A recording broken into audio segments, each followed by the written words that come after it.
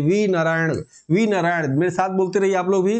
We Narayan को इसरो का 11वां अध्यक्ष नियुक्त किया गया, याद रखिएगा। इन्होंने यश सोमनाथ 10वें अध्यक्ष से इनका स्थान लिया। यश सोमनाथ की आत्मकथा याद रखिएगा, शेर जिसने चांदनी पी ली, याद रखिएगा। शेर जिसने चांदनी पी ली किसका है? इसके पहले जो है इसरो के अध्यक्ष थे 10वें, कौन? यश स्वामीनाथन, उनका है। और के सिवान, याद रखिएगा, के सिवान इसरो के पूर्व अध्यक्ष थे, चंद्रयान 2 मिशन के समय थे, याद रखिएगा।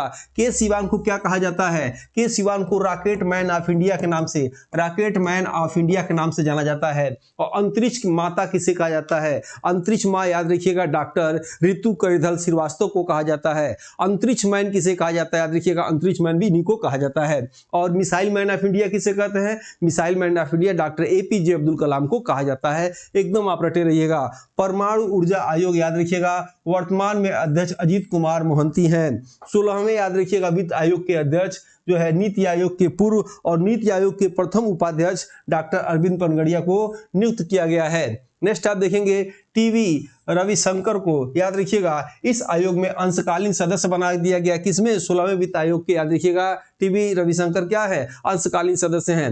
न्यायमूर्ति सूर्यकांत जी को भारत का 53वां मुख्य न्यायाधीश सीजेआई, याद रखिएगा, नियुक्त किया गया है। डी.वाई. चंद्रचूड़, याद रखिएगा, 50वें क्रम के थे। यू ललित, याद रखिएगा, 49वें क्रम के न्यायाधीश थे।